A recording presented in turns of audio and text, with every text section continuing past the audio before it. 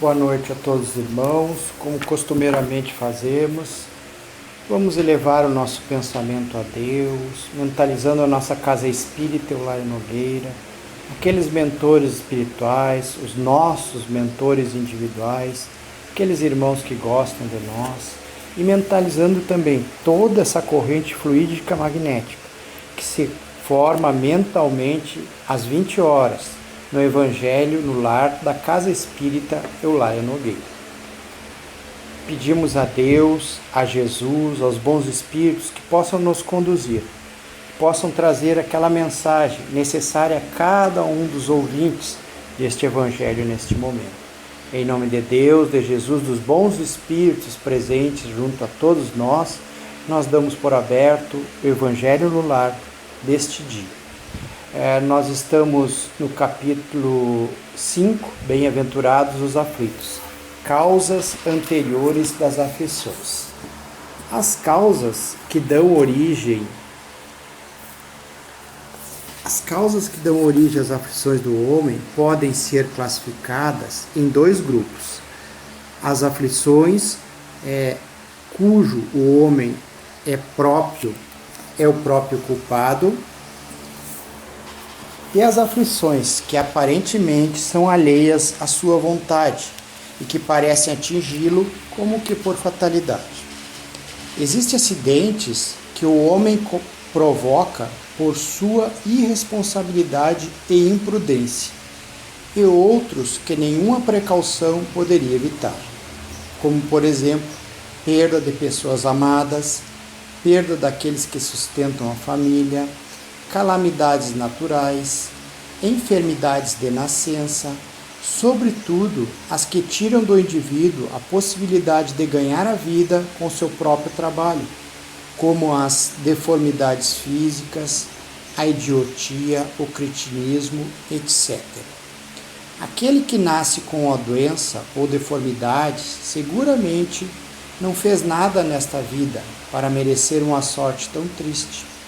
Impossibilitado de modificar essa situação, poderá ficar, inclusive, à mercê da caridade pública.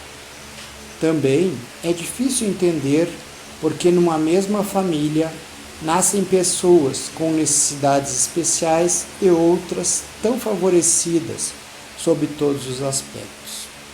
Qual a explicação para as crianças que morrem pequenas e que da vida só conheceram o sofrimento?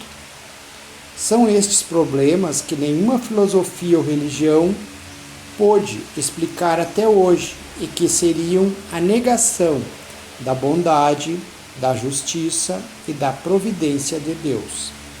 Na hipótese de que a alma e o corpo fossem criados ao mesmo tempo e de que sua sorte dependesse apenas de uma única existência terrena.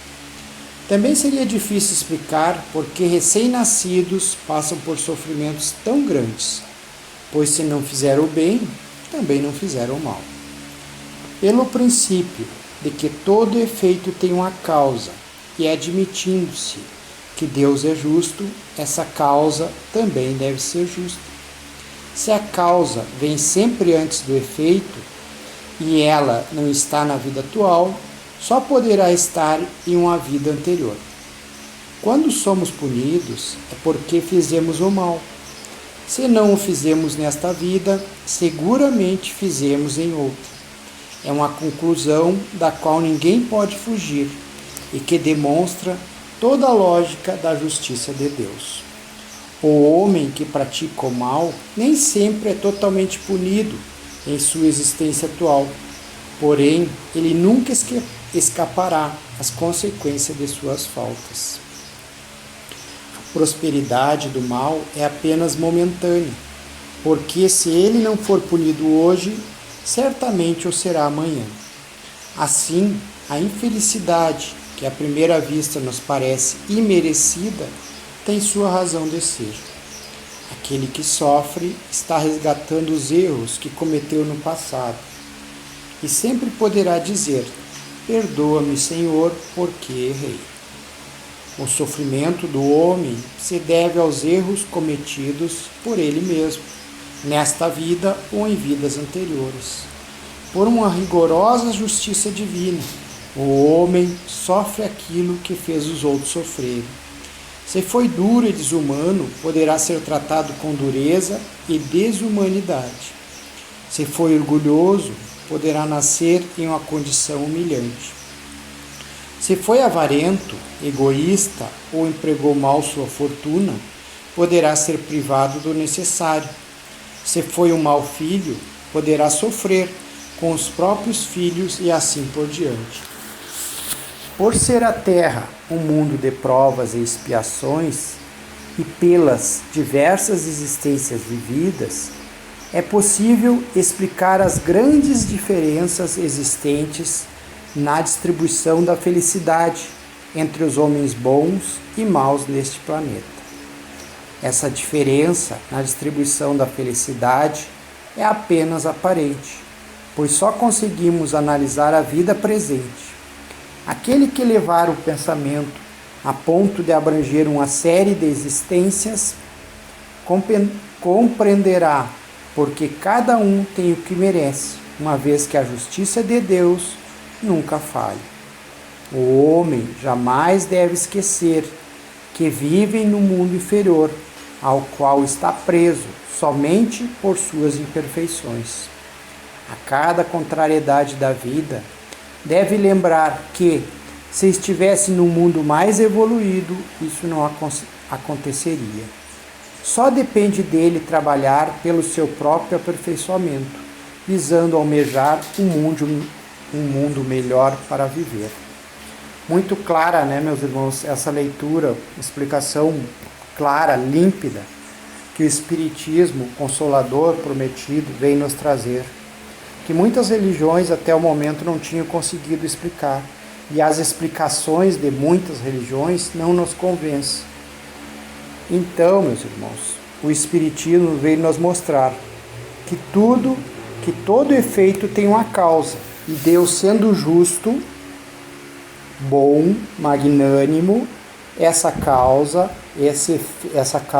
também é justa. Ou seja, nós que estamos na Terra passando por dificuldades, por pandemias, por perdas de entes queridos, por perdas de emprego, por aflições, por termos pessoas na nossa família ou até nós mesmos com deficiências, com dificuldades múltiplas, muitas coisas que até o momento não se conseguiria explicar, a não ser pela reencarnação. Sabedores que somos, que passamos por várias vidas, várias reencarnações. Hoje podemos ser ricos, na próxima reencarnação podemos ser pobres. Podemos ter um corpo perfeito, se não sabermos fazer o bom uso desse corpo, poderemos ter um corpo com defeitos. Então, meus irmãos, é importante isso aí, que nos chama a atenção para o seguinte, para o momento presente. Como você está sendo na sua vida? Como você está se portando? Como você age diante das dificuldades? Será que a culpa é má sorte ou culpa a Deus? Nós temos que refletir sobre isso. Nós não podemos mudar o nosso passado. O passado passou, mas nós podemos fazer um novo presente. Nós podemos fazer uma boa semeadura para ter uma boa colheita no amanhã. Então depende de cada um de nós sermos corretos, sermos honestos, principalmente com nós mesmos. Não adianta ter uma máscara para a sociedade, viver de tal ou qual maneira e agir no recesso do nosso lar, do nosso trabalho, no nosso círculo de amizade de maneira totalmente diferente. É como diria, nós seríamos hipócritas. Então é importante cuidar do nosso dia a dia, da nossa semeadura. Depende de cada um de nós. Como eu disse, o passado passou. Nós estamos passando os efeitos do passado. Nós estamos sentindo as dificuldades que nós geramos numa vida anterior. Então, ou pode ser um pouco desta vida também. Mas depende de nós. E sempre tem um momento para nós nos redimirmos, para nós evoluirmos. O momento pode ser agora para você, para mim, para todos que estão ouvindo o Evangelho. se eu agi mal, se eu fui grosseiro, vamos dar um passinho atrás. Vamos seguir o que Mestre amado Jesus nos disse.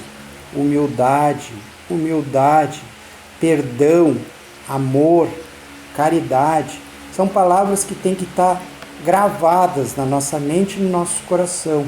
Tantas pessoas precisam disso no dia a dia para se melhorar. Nós também podemos fazer com que as pessoas tenham uma nova vivência, dando essa razão nova de viver. E acima de tudo, meus irmãos, não é dizendo o que as pessoas têm que fazer, é fazendo o que as pessoas têm que fazer, sendo o exemplo para essas pessoas. E para complementar o Evangelho, meus irmãos, do livro Vivendo o Evangelho, volume 1, do Espírito André Luiz, psicografia de Antônio Baduí Filho, nós temos a lição número 49, que diz consequências. Erros de vidas passadas são corrigidos através da reencarnação. Ontem cometeste o engano e hoje sofre as consequências mais diversas. Traíste o amor e a confiança do companheiro e vive conflitos dolorosos no campo do afeto. Atentaste contra a missão sublime da maternidade e experimentas a frustração de não gerar filhos. Abusastes das condições de poder e autoridade e injustiças inexplicáveis te frequentam o caminho. Negligenciaste sérios compromissos familiares e a parentela te cobra dedicação e sacrifício. Julgaste com os sentimentos nobres de outros e desajustes e inibições te aflige a sexualidade. Cedestes aos prazeres e excessos de toda a natureza, e enfermidades limitantes te disciplinam a vida. Dilapidastes bens nas loucuras da prodigalidade, e a bolsa vazia te ensina a lição do equilíbrio. Galgaste o pedestal tirânico da arrogância, e aprendes com sofrimento a lição de humildade. Amontoaste tesouros nos cofres do egoísmo, e horas difíceis te levam a pedir solidariedade. Plantaste na intimidade as sementes do ódio e colhes amargura na obsessão e doença mental. E para acabar, meus irmãos, ninguém escapa à lei de causa e efeito. Ontem, débito com o código divino. Hoje, cobrança da dívida. É bem clara também essa exemplificação. Agora vamos passar para a finalização das nossas atividades, voltando o nosso pensamento a Deus, a nossa casa espírita Eulália Nogueira. Vamos pedir inicialmente por nós mesmos um passe espiritual. Cada irmão ouvinte, mentalizando aquele órgão mais necessitado do tratamento nesse momento. Que, se for do nosso merecimento, possamos obter a cura para esses males. Pedimos também pelas águas que temos para beber. Que sejam colocadas nessas águas, pelas equipes espirituais da Casa Espírita Eulália Nogueira, o remédio para o nosso corpo físico e espiritual. Que ao bebermos dessas águas, estejamos tomando o medicamento necessário a cada um de nós. Agora vamos fazer as nossas irradiações. É o momento de cada irmão mentalizar aquele conhecido, desconhecido, parente, vizinho, irmãos que se dizem nossos inimigos, que não entendem o nosso jeito de proceder. Que esses irmãos nesse momento recebam muita luz, muita paz em seus corações.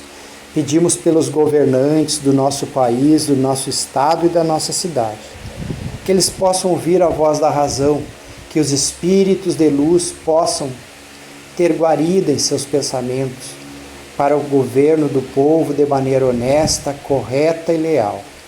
Pedimos também por aqueles irmãos que estão na linha de frente da Covid, irmãos que trabalham nos hospitais, médicos, enfermeiros do espaço, equipe de zeladoria, portaria, limpeza, equipe de segurança, os educadores, todos esses irmãos que recebam muita luz, muita paz em seus corações. Vamos pedir também pela nossa casinha espírita Eulália Nogueira, que ela siga sendo esse porto de luz que abriga todos nós. Agradecidos a Deus, a Jesus, aos bons espíritos, nós encerramos esse Evangelho. Que assim seja.